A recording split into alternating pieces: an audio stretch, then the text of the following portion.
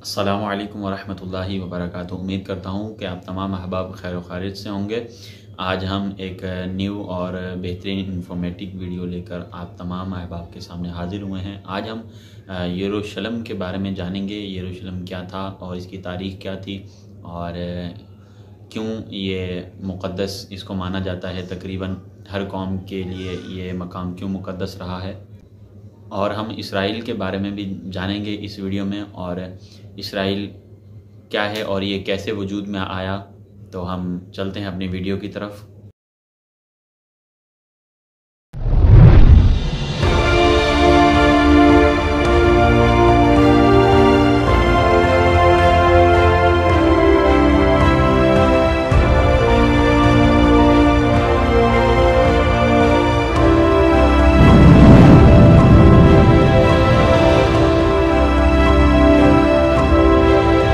I am Jerusalem.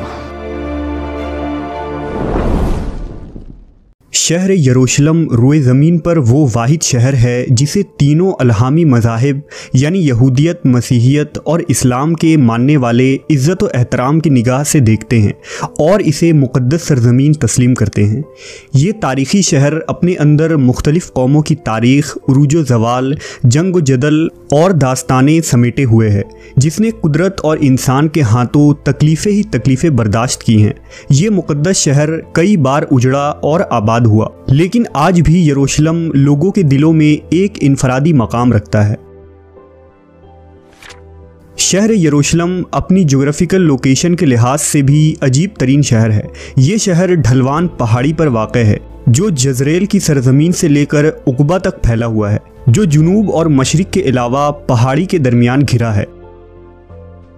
Historical record ये बताती है कि यरूशलेम में कभी कहत नहीं पड़ा, जबकि ये शहर 3000 साल से मौजूद है। यरूशलेम की वादियों में मौजूद दूर दूर तक फैले चूना पत्थर और संगमरमर की बंजर वादियाँ एक पुरकशिश और कुदरती वादी की शक्ल इख्तियार करती है। यरूशलेम के कई नाम हैं। मुख्तलिफ कौमों ने मुख्तलिफ दौर में इसे अलग अलग नाम से नवाजा है। इसका सबसे पुराना नाम जेबूस है। यहूदी लिटरेचर के मुताबिक हज़रत इब्राहीम अलैहिस्सलाम ने इस शहर को जेरा कहा था और बाद में शालीम नामी बादशाह ने 2000 साल कबल मसीह में इसमें शेलम का इजाफा कर दिया। इस तरह दो अबरानी अल्फाज यानी यरो और शलम का मुरक्कब ये शहर यरूशलेम कहलाया। इसके अलावा अरबों ने इसे सुनहरा शहर यानी गोल्डन सिटी का नाम भी दिया था, क्योंकि जब सूरज तुलू होता था तो उसकी किरणों से यहाँ सुनहरी पत्थरों से बने हुए मकानात जगमगा उठते थे। जब यहाँ रोमियों की हुकूमत आई तो उन्होंने इसे इलिया का नाम दिया था। इस तरह मुस्लिम हुक्मरानों ने इसे अल कुदस का नाम दिया, जबकि यहूद और नसारा ने यरूशलेम के नाम को ही तस्लीम किया और इस तरह आज तक इसे यरूशलेम कहकर पुकारा जाता है। इंसानी यादों में दुनिया का कोई मकाम बैतुल मुक़द्दस से कदीम अब तक मालूम नहीं हुआ है। अहले किताब के अकायद के मुताबिक इलिया वो सरजमीन है जिसके ज़रिया इंसान गुनाहों से पाक हो जाता है। यही वो जगह है जहाँ से कायनात की तख्लीक हुई। जबकि अहादीस के मुताबिक यरूशलेम में सबसे पहले खुद हज़रत आदम अलैहिस्सलाम या उनके किसी बेटे ने कदम रखा था। जैसा कि नबी सल्लल्लाहु अलैहि वसल्लम ने फरमाया है कि रुए ज़मीन पर सबसे पहली मस्जिद मस्जिदुल हराम है और उसके 40 सालों बाद बैतुल मुक़द्दस की बुनियाद डाली गई थी, लेकिन गालिबन उस वक्त यरूशलेम में इंसानी आबादी नहीं फैली थी। तारीख़ के मुताबिक सबसे पहले यहाँ आले साम यानी नूह अलैहिस्सलाम के बेटे साम की औलादें 2500 कबल मसीह में आकर आबाद हुईं, जिन्हें किनानी कहा जाता था। इसलिए यरूशलेम को कदीम तारीख़ में अर्ज़ किनान के नाम से याद किया जाता है। फिर 2000 कबल मसीह के ज़माने में हज़रत इब्राहीम अलैहिस्सलाम ने इराक़ से यरूशलेम हिजरत फरमाकर इस इलाके में पहुँचे और हबरून के मकाम पर सुकूनत इख्तियार की। किताब मुक़द्दस और इब्न कसीर की रिवायतों के मुताबिक उस वक्त यरूशलेम के बादशाह शेलम हज़रत इब्राहीम पर ईमान ले आया और इस तरह हबरून में हज़रत इब्राहीम की ताकत व कुदरत में इजाफ़ा हो गया। यहीं आपकी औलादें हुईं और आपने ज़िंदगी का बड़ा हिस्सा इसी मकाम पर गुजारा और हबरून में ही मदफून हुए। 40 सालों बाद हज़रत इब्राहीम अलैहिस्सलाम के पड़पोते यानी हज़रत याकूब अलैहिस्सलाम ने इसी जगह खुदावंद खुदा को ख्वाब में देखा था। लिहाजा उन्होंने इस मकाम पर बैत ईल की तामीर की, जो यहूदियों की पहली मुक़द्दस मकाम मानी जाती है। हज़रत याकूब अलैहिस्सलाम की औलादें, जिन्हें बनी इसराइल कहा जाता है, ये लोग किनान छोड़कर मिस्र की तरफ हिजरत कर गए और लंबे अरसे तक वहाँ फ़िरौनियों के ग़ुलाम बने रहे। उस ज़माने में कौम अमालका ने अर्ज़ फ़लस्तीन और यरूशलेम पर कब्ज़ा कर लिया, और जब मूसा अलैहिस्सलाम बनी इसराइल को लेकर मिस्र से निकले तो इसी अर्ज़ मुक़द्दस का उनसे वादा किया गया जो बनी इसराइल को अता होने वाली थी।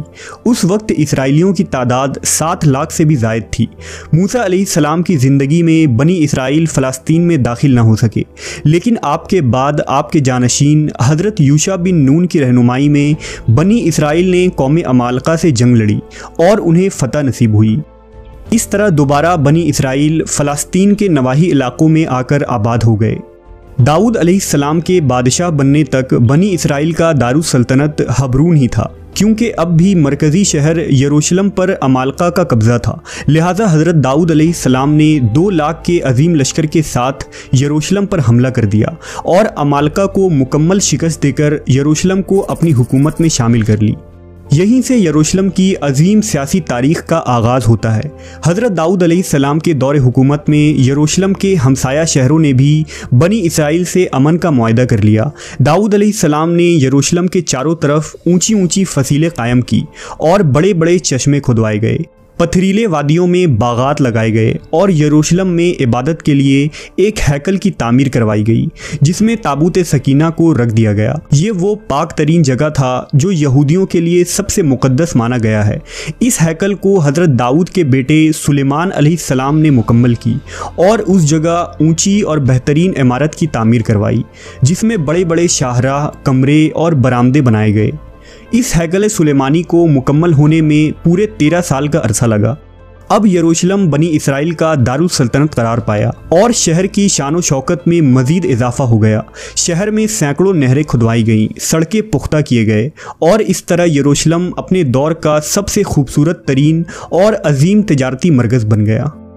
माहरीन का दावा है कि उस ज़माने में यरूशलेम का राबता दुनिया के अजीम तरीन तहजीबों और शहरों से था, जिनमें वादी सिंध, मिस्र, फ़ारिस और मेसोपोटामिया शामिल है। वादी सिंध के शहर हड़प्पा और मोहनजोदाड़ो से अहले यरूशलेम सोने, चांदी, हाथी दांत, मोर, मसाले और कपास की तजारत किया करते थे। सुलेमान अलैहिस्सलाम के अज़ीमुश्शान दौरे हुकूमत के बाद बनी इसराइल रफ्ता रफ्ता सरकश और नाफरमान हो गए। उन्होंने तौरेत में रद्दो बदल कर दी, पैगंबरों को कत्ल किया, यहुआ की मूर्तियां बनाकर बुत परस्ती की इब्तदा की और सूद, ज़िना और हर तरह के जुर्म में मुलव्वस हो गए। लिहाजा उनके इस नाफरमानी के तहत यरूशलेम पर बिरूनी ताकतों ने कई बार हमले किए और 1000 साल की इस तवील तारीख़ में तकरीबन 17 मरतबा यरूशलेम पूरी तरह उजड़कर दोबारा आबाद हुआ। उन हमलों में शाह मिस्र सीसाक का हमला, अशूरी बादशाह सीखरब का हमला, 500 कबल मसीह में बाबिल के बादशाह बुख्त नसर का हमला, 300 कबल मसीह में सिकंदर आज़म का जनरल सेकोपस का हमला और सन 70 ईस्वी में रोमी जनरल टाइटस का हमला तबाहकुन हमले थे।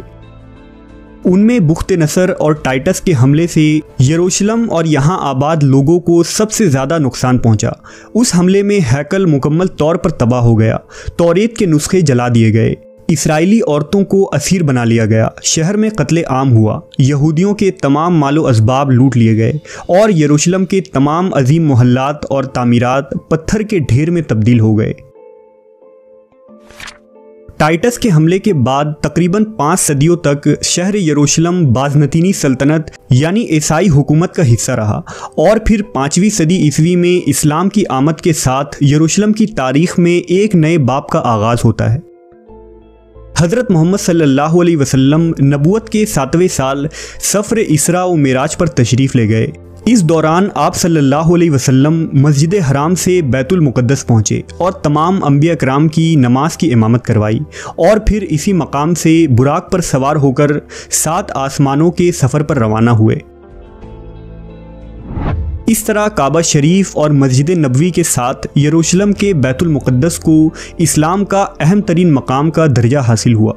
16 हिजरी यानी 236 ईस्वी में हज़रत उमर इब्न ख़त्ताब के खिलाफत में बैतुल मुक़द्दस को यहूद व नसारा के हाथों से आज़ाद करा लिया गया और यरूशलेम इस्लामी सल्तनत का हिस्सा बन गया।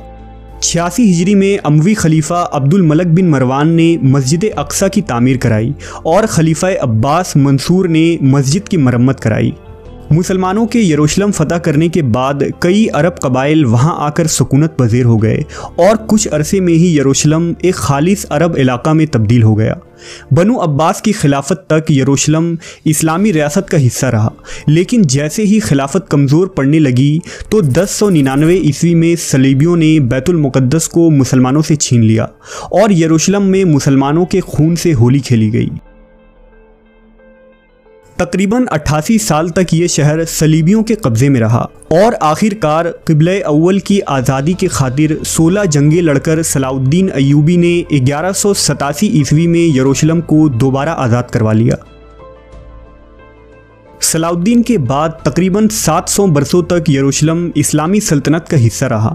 जहां तुर्क उस्मानियों ने इस शहर को खूब तरक्की दी, तो वहीं यहूद व नसारा के लिए भी शहर के दरवाजे हमेशा खुले रहे और यरूशलेम ने तारीख में पहली मर्तबा इतने लंबे अरसे के लिए अमन व अमान का दौर देखा।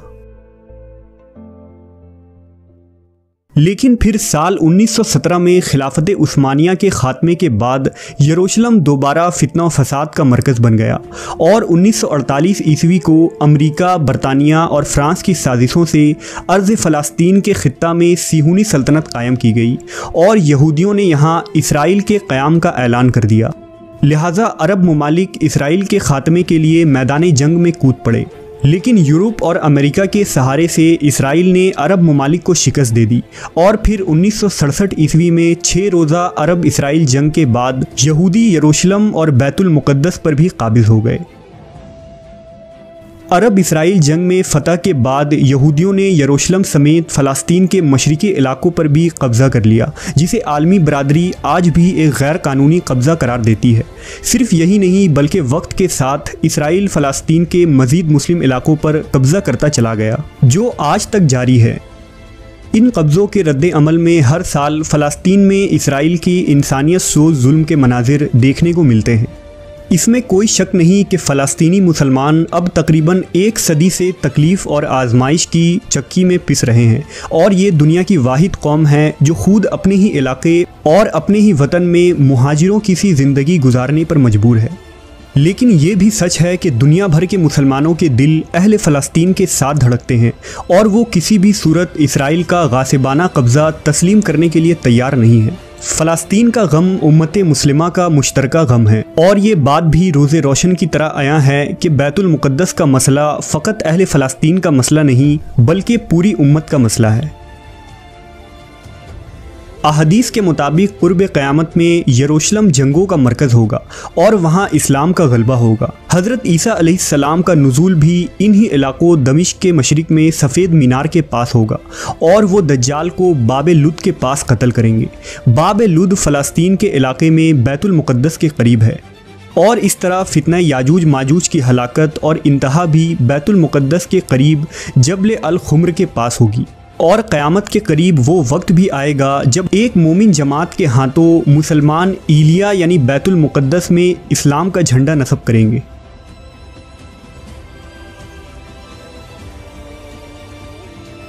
उम्मीद करता हूँ कि आज की वीडियो आप तमाम अहबाब को पसंद आई होगी और वीडियो पसंद आने की सूरत में हमारे YouTube चैनल को सब्सक्राइब करें और इस वीडियो को शेयर करना हरगिज़ ना भूलिएगा अपने अहबाब को। और आपको ये वीडियो कैसी लगी अपनी कीमती राय ज़रूर दीजिएगा। मिलते हैं अपनी नेक्स्ट वीडियो में, तब तक के लिए अपना ख्याल रखें। अल्लाह हाफिज़।